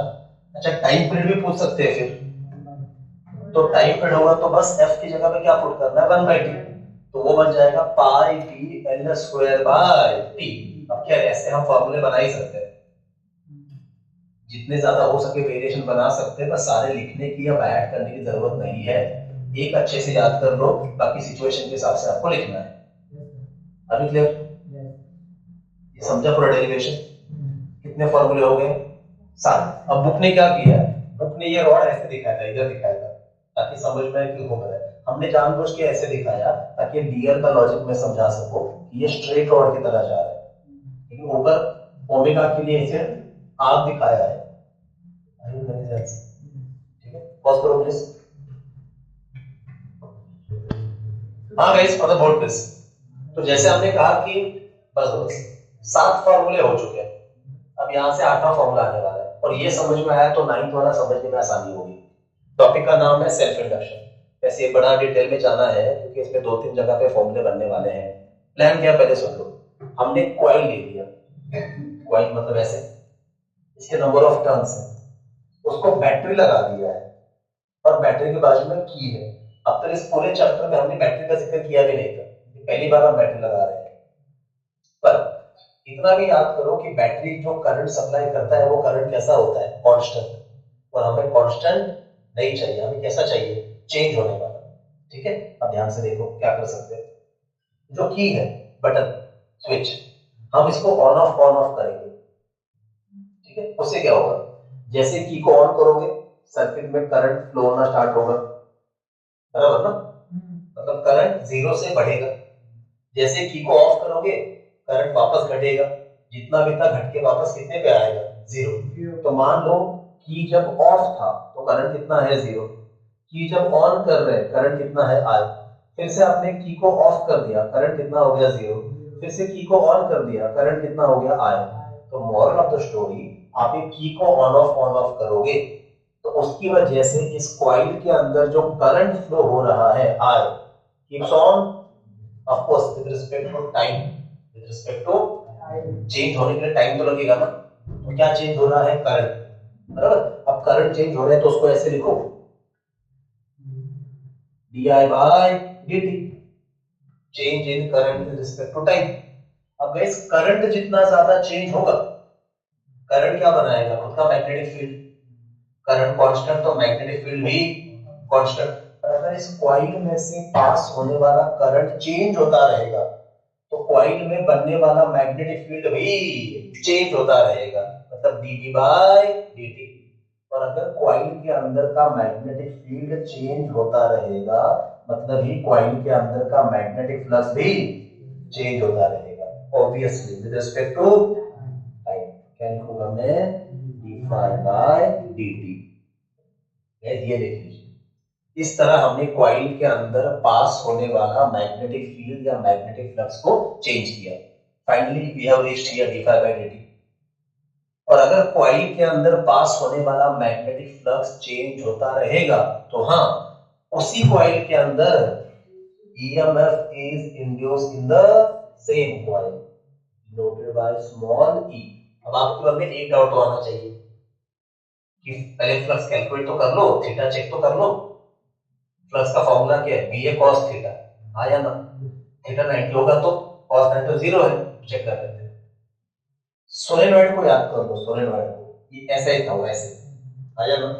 उसका मैग्नेटिक फील्ड हमेशा अलोंग द एक्सिस मतलब ऐसे जाता है। बोलो आया ना? अब कॉइल का एक टर्न ऐसा है गाइस, ये है कॉइल का टर्न। कोई समझ में आ रहा है? नहीं रहने दो। कॉइल ऐसा है ना गाइस, तो कॉइल का सरफेस नॉर्मल भी इधर ही जाएगा। मतलब ये अगर मैं टर्न लेता हूं तो इसका सरफेस नॉर्मल भी इधर ही जाएगा। बोलो आया ना? तो ऑलरेडी सिचुएशन में ये है क्या? Vector B parallel vector A मतलब थीटा कितना है 0, cos 0 कितना है 1। तो फ्लक्स मैक्सिमम पास हो रहा है। भले ये सब लिखने की जरूरत नहीं है पर आई जस्ट होप समझ में आ रहा है आपको। आया ना? चलो एक बार फिर से बोलते क्या हुआ।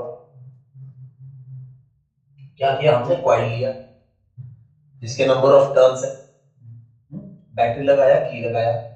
अब हमें करना बस क्या है, की को ऑन ऑफ करना है। उससे क्या होगा, ये बैटरी वाला करंट कैपिटल आई जो कॉइल के अंदर फ्लो हो रहा है that will keep on changing, मतलब D I by D T. अब करंट चेंज होगा तो करंट की वजह से कॉइल के अंदर जो मैग्नेटिक फील्ड बनेगा वो भी चेंज होता रहेगा, मतलब डीवी बाय डी। और अगर मैग्नेटिक फील्ड चेंज होगा मतलब ही मैग्नेटिक फ्लक्स चेंज होगा that is D phi by D T. और अगर फ्लक्स चेंज होगा तो उसी कॉइल में ईएमएफ इंड्यूस होगा। अब आई टोल्ड यू फील एक ही कॉइल है, कॉइल तो एक ही है ना, टर्न्स कितने भी हो कॉइल एक ही है। उसी कॉइल में करंट चेंज हो रहा है और वही कॉइल अपने अंदर ही ईएमएफ को इंड्यूस कर रहा है। इसीलिए टॉपिक का नाम है सेल्फ इंडक्शन। समझा? तो ये जो ईएमएफ आया है उसको क्या नाम देंगे? Self induce EMF. क्या नाम देंगे? या फिर इसका बुक ने और एक नाम दिया है, इसका नाम है बड़ी बैक ईएमएफ। क्या नाम है? क्योंकि कॉइल अपने अंदर ही वापस ईएमएफ इंड्यूस कर रही है, back to the same coil. तो पहली बात तो डेफिनेशन आता है, डिफाइन सेल्फ इंडक्शन। एक मार्क का क्वेश्चन, क्या बोलेंगे? It is a process in which due to the change in current in a coil it induces EMF in the same coil. It induces EMF in the same coil.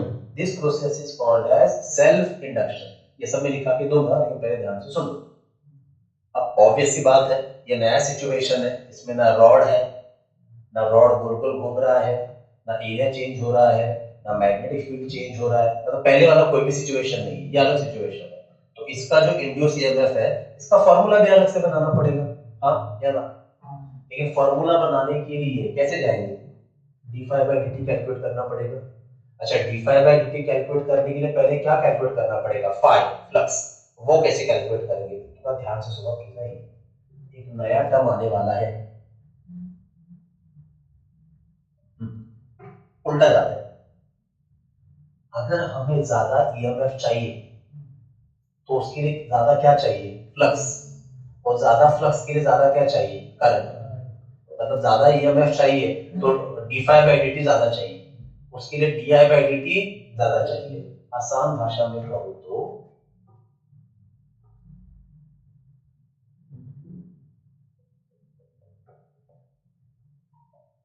Coil के अंदर जो magnetic flux आएगा, जो magnetic field आएगा, वो सीधा सीधा किस पे डिपेंड करेगा? करंट पे। करंट ज्यादा तो फील्ड भी फील्ड ज्यादा तो फ्लक्स भी, तो जब चेंज होगा तो चेंज भी ज्यादा। तो गाइस ये आपको समझना है, phi proportional to I, magnetic flux is directly proportional to current. अब बी अवेयर, यहाँ पे एक नया टर्म आने वाला है जो अब तक आपने किसी भी चैप्टर में नहीं सुना है। उसका रीजन भी क्यों नहीं सुना? फिजिक्स में जब जब प्रोपोर्शनल आता है उसे हटा के हमें क्या लिखना पड़ता है? कांस्टेंट। तो देख लीजिए यहाँ पे कांस्टेंट क्या है।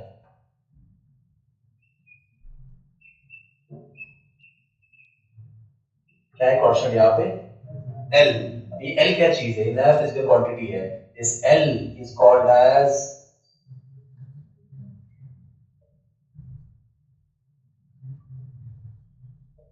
क्या नाम है इसका?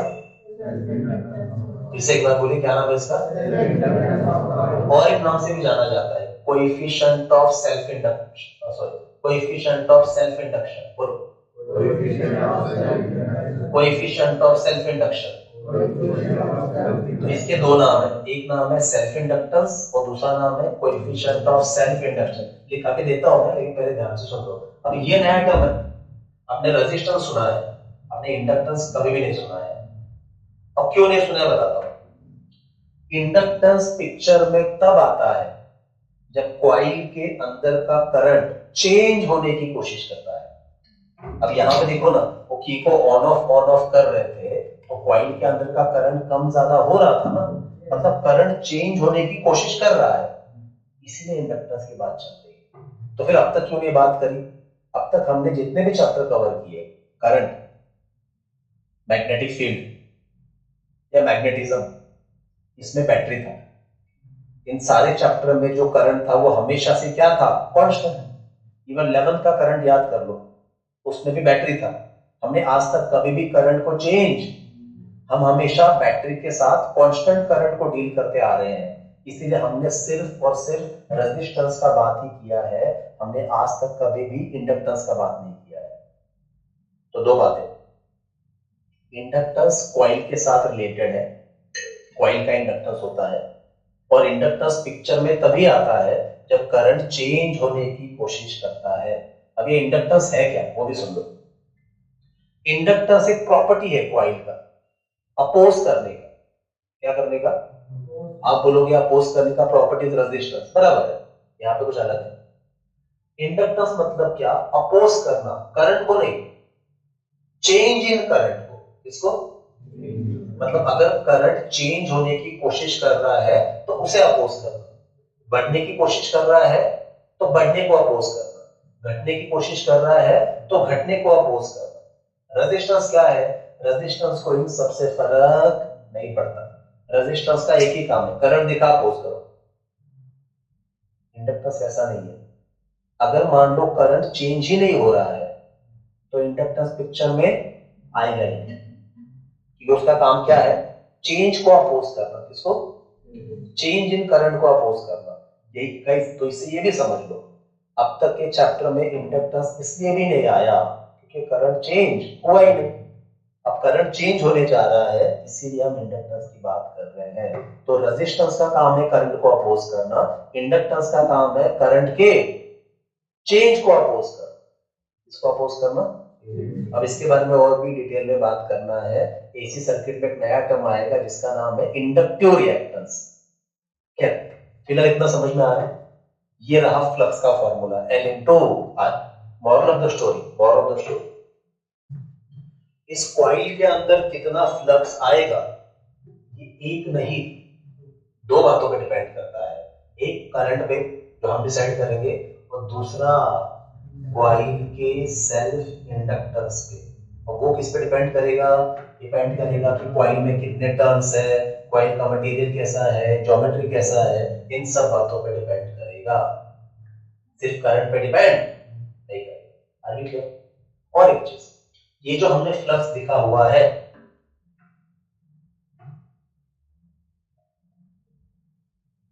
ये किसके लिए लिखा है? One turn. अरे कॉइल का एक ही टर्न में इतना फ्लक्स होता है, फाई। फाई का मतलब क्या होता है? Flux per turn. दो टर्न होंगे तो 2 फाई, 3 होंगे तो, moral of the story, therefore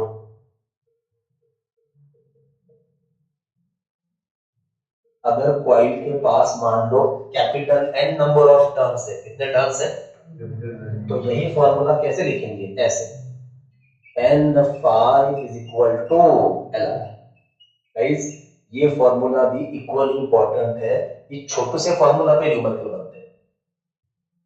आपको बोलेंगे 100 टर्न्स है, हर टर्न में करंट है 1 एम्पियर, मैग्नेटिक फ्लक्स है 2 वेबर, तो बताओ कॉइल का सेल्फ इंडक्टेंस कितना है, एन दिया है, फाई दिया है, आई दिया है, एल पूछा। तो छोटे से फॉर्मूला पे भी न्यूमेरिकल बनते हैं। अभी क्लियर? अब गाइस खत्म नहीं हुआ है, ये नया फिजिकल क्वांटिटी है। फिजिक्स में जब भी कोई नया फिजिकल क्वांटिटी आता है उसके बारे में कितनी बातें पता होनी चाहिए, 7। नाम का मतलब तो मैंने समझा दिया, डिनोट किससे करते हैं समझा दिया, इसके फॉर्मूले 3-4 है, इसके 2-2 यूनिट है, इसका डायमेंशन बुक में भी लिख के दिया, मतलब हमें प्रिपेयर करना पड़ेगा, पर क्या वो अलग से बाद में लेते हैं। फिलहाल हम क्या कैलकुलेट करते हैं, इंड्यूस ईएमएफ। कैसे करना है देख लो, बड़ा आसान है। Therefore, induce EMF in coil. Induce EMF in coil. Formula same ही है क्या, E is equal to what, d phi by dt। अब बस क्या करो, phi का फॉर्मूला पुट करो, क्या है, Li। phi का फॉर्मूला क्या है, Li। अब चेंज कौन हो रहा है, I। चेंज कौन नहीं हो रहा है, L। L is a constant value guys, जैसे रेजिस्टेंस कांस्टेंट है वैसे L भी। L को बाहर निकालो, बाहर निकाला तो E का फॉर्मूला क्या आ गया, L into D I by d T. Guys ये रहा 8वां फॉर्मूला। ये तो स्पेशल कंडीशन में अप्लाई करना है, और स्पेशल कंडीशन क्या है, सेल्फ इंडक्शन। जब कॉइल के अंदर का करंट चेंज हो रहा है तो कॉइल के अंदर ही ईएमएफ इंड्यूस होता है, and that process is called as self induction। और ये रहा उसका formula, E is equal to L di by dt। खत्म नहीं हुआ है। अब ये di by dt मतलब rate of change of current. अब देखो ना इसको कैसे लिखेंगे, अगर मान लो इनिशियल करंट था 5 ऑब्वियसली एम्पियर, फाइनल करंट था 10, मतलब फाइनल वैल्यू ज्यादा है, तो di कैसे निकालोगे, i2 minus i1, 10 minus 5 sorted. पर अगर इनिशियल करंट था 10 और फाइनल करंट है 5, फाइनल वैल्यू छोटा है, तो डी आई निकालने जाओगे i2 माइनस i1 तो आंसर माइनस में आएगा, और ईएमएफ कभी माइनस में नहीं होता, तो इधर भी आपको क्या करना पड़ेगा, E is equal to L mod of d I by d t. बाकी लेंथ लॉ दिखाना है तो यहाँ पे क्या लगा लिखना पड़ेगा, माइनस। यहाँ पे माइनस लिखोगे तो अपने आप को क्या बन जाएगा, लेंथ लॉ। वो क्या समझाता है कि direction of induced EMF is in a such a way that it opposes the cause of change of magnetic flux which has produced it। Last lecture में कवर किया, क्या मैं माइनस लिख के नहीं दिखा रहा हूँ, ये समझ में आ रहा है। तो इंड्यूस EMF का फॉर्मूला है L mod of di by dt। अब इसको कैसे लिखा तो क्या विचार है, di मतलब क्या, i2 minus i1 upon dt। ये याद रखना है फॉर न्यूमेरिकल, समझा। और एक चीज, न्यूमेरिकल में फंसाने के लिए क्या क्या कर सकते हैं, पहली बात तो आपको ऐसा बोलेंगे कि initially current was 10 ampere and then the current is cut off, current is, ये मैंने उस दिन भी बताया था, करंट कट ऑफ हो गया मतलब I2 फाइनल वैल्यू कितना लेना है, 0, ये उसका सिंपल मतलब है, समझा। दूसरी बात को आपको ऐसा ही बोल सकते हैं, the current is changing at the rate of 2 ampere per second। The current is changing at the rate of 2 ampere per second, मतलब आपको पूरा का पूरा क्या दिया हुआ है, di by dt दिया हुआ है, यूनिट खुद आपको समझा रहा है गाइस, एम्पियर पर सेकंड मतलब di by dt।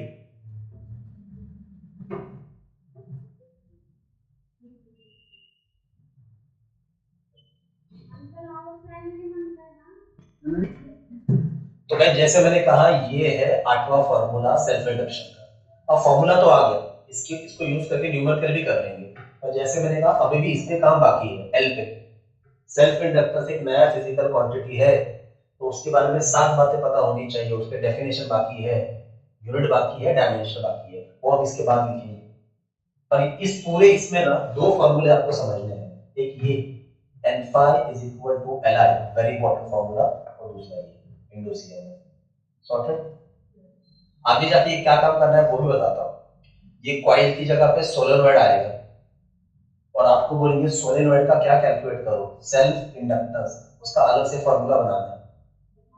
फिर अगर 2 सोलेनॉइड एक दूसरे के ऊपर बाउंड होंगे, टाइटली बाउंड, तो उसका भी क्या निकालो, इंडक्टेंस निकालो। इस तरह के एमसीक्यू आते हैं या न्यूमेरिकल आते हैं। फिर टोरॉइड, टोरॉइड भी तो सोलेनॉइड का वर्जन है ना, बस बैंगल शेप में है, तो आपको बोलेंगे टोरॉइड का सेल्फ इंडक्टेंस निकालो। ये सब हमारी बुक में भी दिया हुआ है। तो सेल्फ इंडक्टेंस इस पूरे चैप्टर का एक बहुत इंपॉर्टेंट कांसेप्ट है।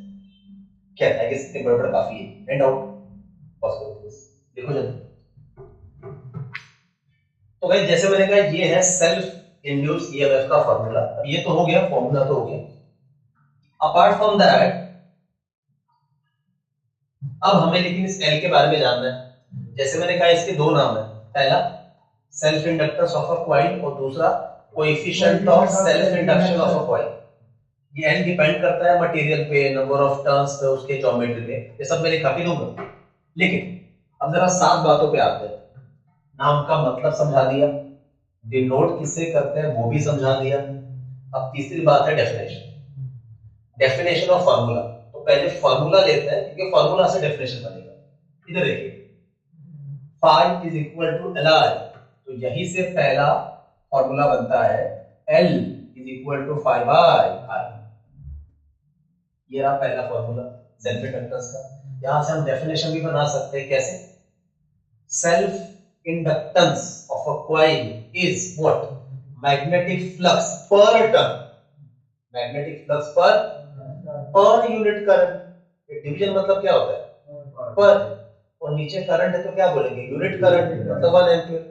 और ये फाई मतलब क्या है? मैग्नेटिक फ्लक्स एक टर्न का, तो मैग्नेटिक फ्लक्स ऑफ 1 टर्न पर यूनिट करंट। ऐसे बोलो, एक बार रिपीट करता हूं। Self inductance of a coil is magnetic flux of 1 turn पर यूनिट करंट। हो गया। आप ऐसे बोल सकते हैं self inductance is ratio of magnetic flux passing through 1 turn and current. और वो पहला वाला बेटर था। दूसरा डेफिनेशन भी बना सकते हैं, कैसे? अभी अभी किया था, क्या? As E is equal to L mod of di by dt। आया ना? इधर से भी अगर L का फॉर्मूला बनाना है तो क्या करो? L is equal to what? E upon di by dt। Guys ये हो गया सेल्फ इंडक्टेंस का दूसरा फॉर्मूला। भूलना मत, ये पूरा टर्म साथ में है। अब dt को शिफ्ट नहीं कर पाओगे, ये पूरा टर्म साथ में शिफ्ट करना है, di by dt। अब यहां से कैसे डेफिनेशन बनाएंगे? Self inductance of a coil is induced EMF per unit, और डी बाई डी मतलब क्या? Rate of change of current with respect to time. Rate बोला तो आगे टाइम बोलने की वैसे जरूरत भी नहीं है, एक बार फिर से एक बार बोल देते। Self inductance of a coil is induced EMF per unit rate of change of current with respect to time. हो गया। तो डेफिनेशन आपको बाहर थोड़ी करना है, वो तो 2 फॉर्मूले खुद ही आपको समझा रहे हैं। ये भी मेरे को लिखा के देना है, पर समझ में आ गई। 4 बातें हो गई। नाम का मतलब, ये नोट किसे करते हैं? 2 डेफिनेशन 2 फॉर्मूले। अब 5वीं और बड़ी जरूरी बात, ऐसा यूनिट। यूनिट हम फॉर्मूला से बना सकते हैं। इधर देखो, फ्लक्स का यूनिट क्या है? वेबर। और करंट का क्या है गाइस? एम्पियर। ये रहा पहला यूनिट, वेबर पर एम्पियर। अगर सिंबल लिखना है तो कैसे लिखेंगे? WB upon A। दूसरा यूनिट, जैसे रेजिस्टेंस को हम, रेजिस्टेंस के लिए हमने ओहम का नाम दिया है, करंट के लिए हमने एम्पियर का नाम दिया है, पावर के लिए हमने वैट का नाम दिया है, पोटेंशियल के लिए हमने वोल्टा का नाम दिया है, मैग्नेटिक फील्ड के लिए हमने टेस्ला का नाम दिया है, वैसे सेल्फ इंडक्टेंस के लिए हमने हेनरी का नाम दिया है। जैसे माइकल फैराडे एक्सपेरिमेंट कर रहे थे वैसे हेनरी भी कर रहे थे, पर फैराडे के एक्सपेरिमेंट एक साल पहले आ गए थे, इसलिए अलग अलग देशों में चल रहा था, दोनों का आपस में कोई कनेक्शन था नहीं। ठीक है, तो उनके नाम से हम जानते हैं हेनरी, और इसका सिंबल है कैपिटल एच, और गाइस यही हेनरी। तो आज की बात याद रखना, सेल्फ इंडक्टेंस का या इंडक्टेंस का यूनिट है हेनरी। पेपर में ऐसे आता है कि inductance is 2 milli henry, inductance is 2 micro henry. वो मिली माइक्रो सबको पता ही है, मिली मतलब 10⁻³ माइक्रो मतलब 10⁻⁶। हेनरी का एच कैपिटल, ये साइंटिस्ट का नाम है, खत्म नहीं हुआ है। तीसरा यूनिट जो हम इस फार्मूला से बनाने वाले हैं, ये ध्यान दो जरा, डायमेंशन लिखना, ऊपर ई है मतलब पोटेंशियल है, उसका यूनिट क्या आएगा, वोल्ट, बोलो आया ना, अपॉन नीचे करंट अपॉन टाइम, करंट का यूनिट क्या है, एम्पियर, टाइम का क्या है, सेकंड, और ये सेकंड को ऊपर भेजता हूं तो ये क्या आएगा, बोलो वोल्ट सेकंड पर एम्पियर, वोल्ट सेकंड पर। अब एक सवाल है मेरा आपसे, देखते हैं आपको स्ट्राइक होता है क्या, ये देखा देखा लग रहा है क्या, वोल्ट पर एम्पियर क्या होगा, ये वोल्ट पर एम्पियर क्या हो सकता है, V upon R, what's that, resistance, thank you. तो ये वोल्ट पर एम्पियर मतलब ओहम है गाइस। तो यहां से और एक चीज याद रखना, इंडक्टेंस का और एक बड़ा फेमस यूनिट है ओहम सेकंड, क्या है, तो अगर इसको पूरा लिखना है तो ओहम सेकंड, और इसका सिंबल लिखना है तो ओहम सेकंड, समझा। अभी भी खत्म नहीं हुआ है, एक और बना सकते हैं, एम्पियर करंट, करंट का बेसिक फॉर्मूला है चार्ज अपॉन टाइम, तो एम्पियर की जगह पे चार्ज अपॉन टाइम मतलब ये कूलम पर सेकंड, करंट का एक्चुअल यूनिट है कूलम पर सेकंड, तो एम्पियर के ऑर्डर में हमने एम्पियर बोला, तो एम्पियर की जगह पे क्या लिख सकता हूं, कूलम पर सेकंड, सेकंड ऊपर चला जाएगा और मल्टीप्लाई करेगा, तो चौथा यूनिट बनेगा वोल्ट सेकंड स्क्वायर पर कूलम,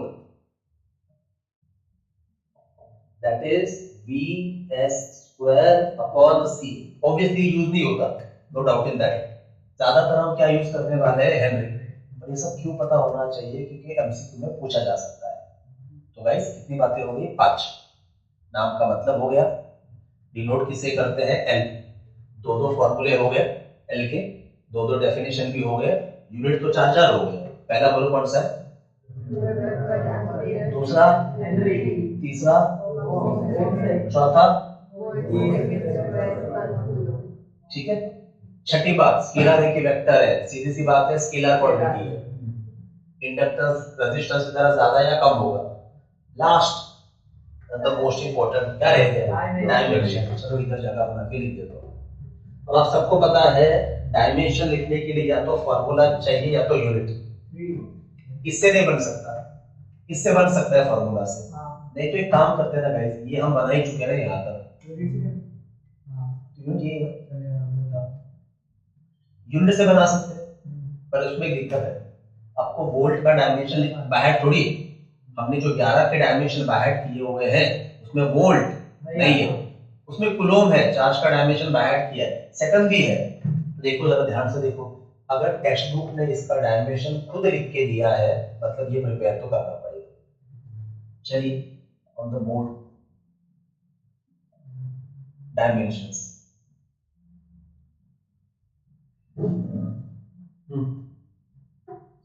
यूनिट लेते हैं, क्या है, रिमोट पे ध्यान तो बोलो जल्दी, वोल्ट सेकंड स्क्वायर पर कूलम। अब वापस इलेक्ट्रो में जाते हैं, ये फॉर्मूला पूरे फिजिक्स में आते रहते हैं, इलेक्ट्रो में हमें पता है potential is equal to work upon test charge, potential is equal to work upon, potential का V, वर्क डन का W, चार्ज का Q, हाँ या ना? अब पोटेंशियल की अगर यूनिट की बात करें, अगर यूनिट वाइज जाए, यूनिट वाइज, तो पोटेंशियल का यूनिट भी क्या आता है? Volt V. और वर्क डन का क्या आता है? जूल। अरे हाँ या ना? और चार्ज का क्या आता है? कूलोम। आसान भाषा में वोल्ट की जगह पे हम क्या लिख सकते हैं? Joule per coulomb. और जूल मतलब वर्क डन, इसका डायमेंशन हमें बाहर किया हुआ है। तो क्या करना पड़ेगा? देखो, वोल्ट की जगह पे क्या लिखो? Joule per coulomb second square upon coulomb. नीचे खींचो इसको, ये आएगा जूल सेकंड स्क्वायर पर कूलोम स्क्वायर। ये हमने नया यूनिट बनाया है, किसका? एल का। किसका? एल का। गाइस ऐसे आप अलग अलग यूनिट बना ही सकते हैं, पेपर सेटर भी बनाते हैं और एमसीक्यू में डाल देते हैं। ठीक है, अब जूल मतलब क्या? Work done. इसका डायमेंशन हमने ऐड करके रखा है, M1 L2 T minus 2। Second मतलब T1 और उसका स्क्वायर मतलब T2। कूलोम चार्ज, चार्ज का डायमेंशन क्या है? M0 L0 T1 A1। अरे याद आ रहा है। और उसका स्क्वायर क्या आएगा? M0 L0 T2 A2। चलिए देते फटाफट। हाँ बोलिए, वर्क डन का dimension M1 L2 T minus 2। Second square का डायमेंशन T2 और चार्ज स्क्वायर का dimension M0 L0 T2 A2। As simple as that. अब हमेशा की तरह हम क्या करते हैं? पहले न्यूमरेटर को सॉल्व करेंगे। क्लियर कट दिख रहा है, माइनस टू प्लस टू कितना आता है? 0। तो ये क्या आया? M1 L2, चलो इतना लिख देते हैं, जो नहीं है वो 0 है। और नीचे क्या है? T2 A2। अब डिवीजन में क्या करना पड़ता है? पावर को सब्ट्रैक्ट, न्यूमरेटर का पावर माइनस डिनोमिनेटर का पावर।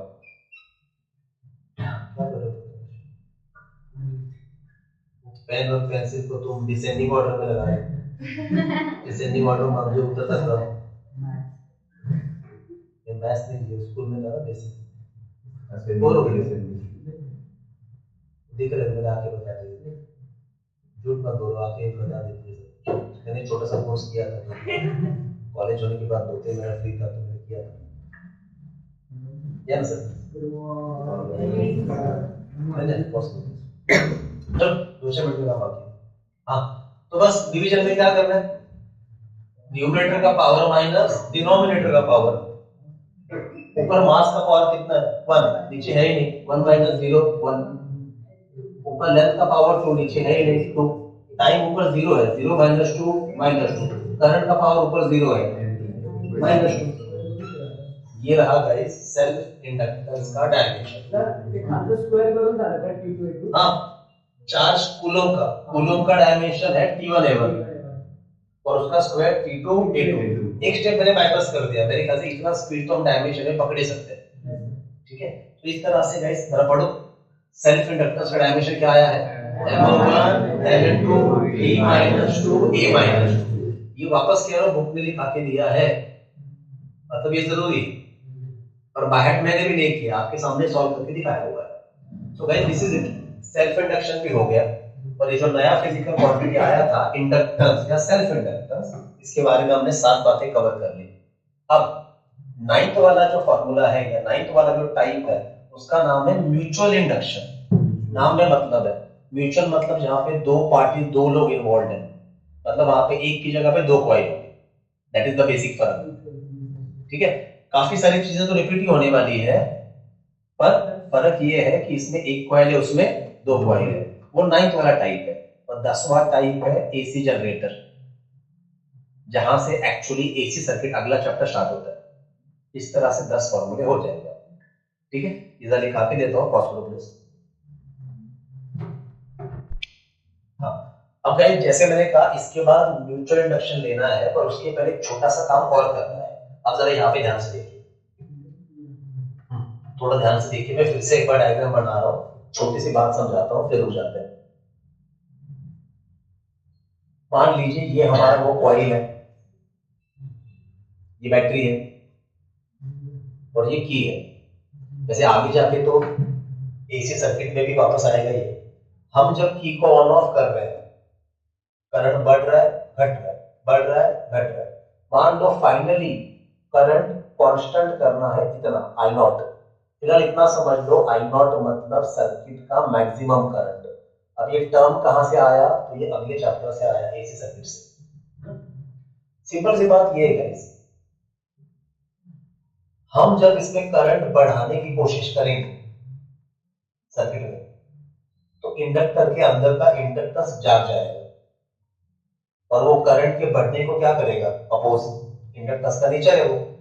तो हम करंट बढ़ाने की कोशिश कर रहे हैं, इंडक्टेंस करंट को घटाने की कोशिश करेगा। हम करंट को और बढ़ाने की कोशिश कर रहे हैं, इंडक्टेंस करंट को और घटाने की कोशिश करेगा, क्योंकि उसका नेचर है अपोज करना। किसको, चेंज इन करंट। रेजिस्टेंस की बात नहीं चल रही है, रेजिस्टेंस तो करंट को अपोज करता ही है। और यहां पे हम सिर्फ किसकी बात कर रहे हैं, इंडक्टेंस। अगले चैप्टर में एक वर्ड आता है, मैं अभी से आपको बता देता हूं। क्या लिखा पढ़िए, प्योर इंडक्टर का सिंपल मतलब ये है, ऐसा कॉइल जिसका रेजिस्टेंस क्या लेना है, जीरो। मतलब एकदम इतना अच्छे मटेरियल से बना हुआ है कि उसका रेजिस्टेंस क्या है, जीरो। अगर रेजिस्टेंस जीरो है मतलब उसमें सिर्फ क्या पाया जाएगा, इंडक्टेंस। रियल लाइफ में प्योर इंडक्टर कुछ नहीं होता है। रियल लाइफ में जो इंडक्टर होते हैं उनका रेजिस्टेंस भी होता है और इंडक्टेंस भी होता है। तो फिर आप भी मान के चलो कि किस तरह का कॉइल है, इसीलिए हम रेजिस्टेंस की बात कर भी नहीं रहे। वापस मुद्दे पे आता हूं। तो मैं ये कह रहा हूं कि अगर हम करंट बढ़ाने की कोशिश कर रहे हैं, बढ़ा नहीं पा रहे, क्यों, क्योंकि इंडक्टेंस अपोज कर रहा है बढ़ने को। हम बढ़ाना चाहते हैं, इंडक्टेंस घटाना चाहता है। हम बढ़ाना चाहते हैं, इंडक्टेंस घटाना चाहता है। और हमें करंट को कहां से कहां लेके जाना है। ओरिजिनली करंट कितना था, जीरो। और फाइनल करंट है आई नॉट, जो नंबर लेके बात करते हैं 5 एम्पीयर। तो हमें करंट को 0 से 5 एम्पीयर तक लेके जाना है। हम चाहते हैं कि सर्किट में फाइनली कांस्टेंट करंट फ्लो हो 5 एम्पीयर। और ये इतना आसान काम नहीं है, क्यों, वापस कह रहा हूं। हम करंट को बढ़ाना चाहते हैं, इंडक्टेंस घटाना चाहते हैं। हम बढ़ाना चाहते हैं, इंडक्टेंस घटाना चाहता है। तो डोंट यू फील, हमें वर्क डन करना पड़ेगा। इंडक्टर के इंडक्टेंस के अगेंस्ट हमें क्या करना पड़ेगा, वर्क डन, ताकि उसका ये जो इफेक्ट है करंट को घटाने का, इस इफेक्ट को हम क्या कर पाए, नलीफाई। और फाइनली हम करंट को कहां से कहां तक बढ़ा पाए, 0 से आई नॉट तक। Moral of the story, current को बढ़ा के कांस्टेंट करने के लिए हमें क्या करना पड़ेगा, वर्क डन। बस इतना ही समझाना चाहता हूँ। और हम जब भी वर्क डन करते हैं, वही वर्क डन क्या करके स्टोर होता है, एनर्जी। कैपेसिटर में तो यही था ना, कैपेसिटर को चार्ज करने के लिए बैटरी को क्या करना पड़ता है, वर्क डन। और वही वर्क डन कैपेसिटर के अंदर स्टोर होता है एज एनर्जी, इलेक्ट्रिक फील्ड के फॉर्म में। कैपेसिटर सप्लाई की तरह ही काम करता है। उसी तरह से ये इंडक्टर के अंदर भी एनर्जी स्टोर होगा, किस फॉर्म में, मैग्नेटिक फील्ड। अब मैग्नेटिक फील्ड ही क्यों, क्योंकि हम करंट को बढ़ाने की कोशिश कर रहे हैं, मतलब करंट चेंज होता रह रहा है। और करंट चेंज होगा तो मैग्नेटिक फील्ड भी चेंज होगा, ऐसे रहता है। ये समझा। अब सवाल ये है, फाइनल सवाल, कि फिर ये एनर्जी कितना होगा जो इंडक्टर में आएगा। इसी का हमें फॉर्मूला बनाना है। मैं प्लान बताता हूँ क्या है। प्लान बड़ा सिंपल है। पहले हमें क्या करना पड़ेगा, वर्क डन निकालना पड़ेगा, टोटल वर्क डन, कि इंडक्टर में से करंट को 0 से लेके आई नॉट तक लेके जाने के लिए हमें टोटल कितना वर्क डन करना पड़ा। और वही वर्क डन एनर्जी में कन्वर्ट होगा। आई होप मेरी सेंस। पर ये सारा काम हम एक अटेम्प्ट में कर नहीं सकते, मतलब यहाँ पे इंटीग्रेशन को इन्वॉल्व करना पड़ेगा। वो कैसे करेंगे वो तो अगली बार देखेंगे। प्लान समझ में आया, पॉज करो, मैं लिखा के देता हूँ।